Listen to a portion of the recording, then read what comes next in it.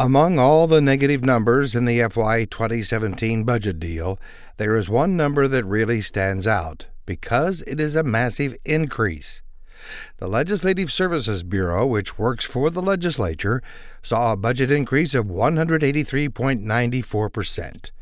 David Blatt is executive director of the Oklahoma Policy Institute. The legislature has increased funding to the Legislative Services Bureau by, it looks like, a net of almost $4 million.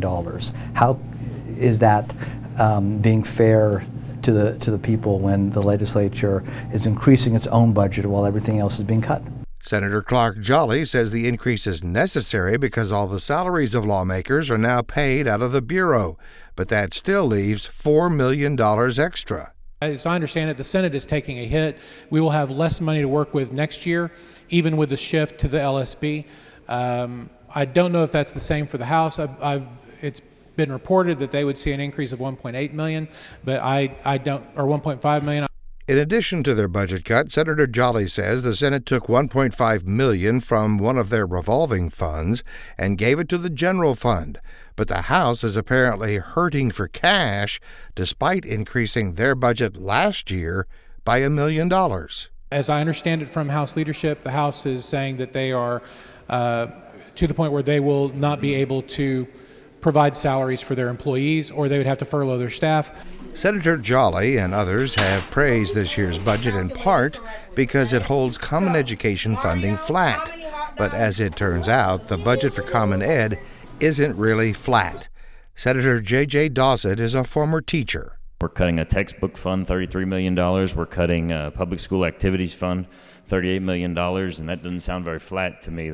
OPI's David Blatt says there are other cuts in the education budget, too. That there is a section for programs and activities that last year was $115 million. That seems to have been cut by $25 million.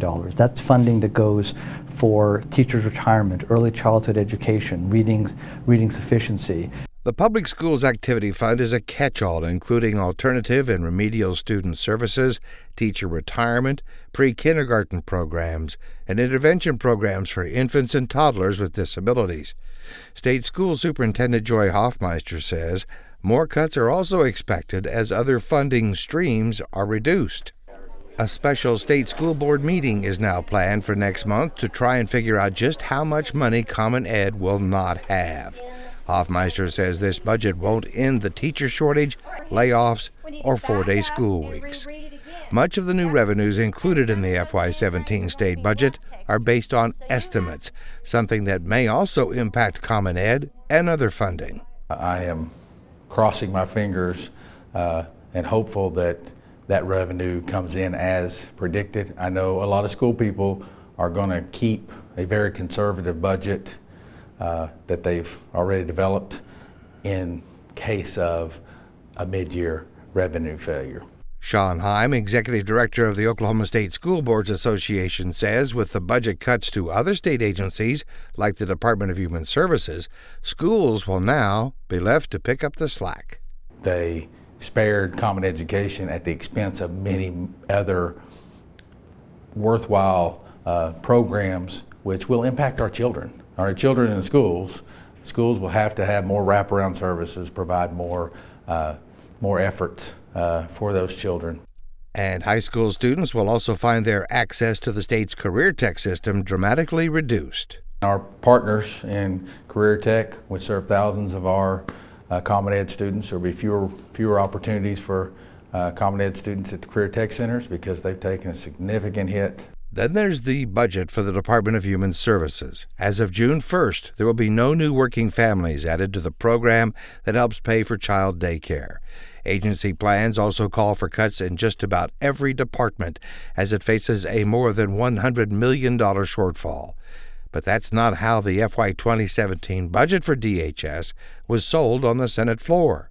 We are actually giving DHS more money. We are giving them the full amount of Pinnacle plus an additional $5 million in this budget to make sure that they have more money in FY17 than they wound up with in FY16. The budget of DHS has a number of House members so upset that they have threatened to join Democrats and vote against the 2017 spending plan to force a special session. State Representative Jason Nelson. On the DHS issue, we may be able to resolve that without changing the general appropriations bill. If we can do that, then I'll vote for it. If we can't, then I won't. Other groups are urging the House to also reject the budget. Tom Dunning is communications coordinator for the Oklahoma Public Employees Association. The DHS budget is part of why they want this spending bill killed. The DHS response being closing or reducing funding to senior centers, or closing county offices, or delays in benefits for seniors or persons with disabilities. That's where they need to be looking. This is going to hurt their constituents. Dunning also says he sees no way the Department of Public Safety can avoid major trooper shortages, or at least trooper furloughs.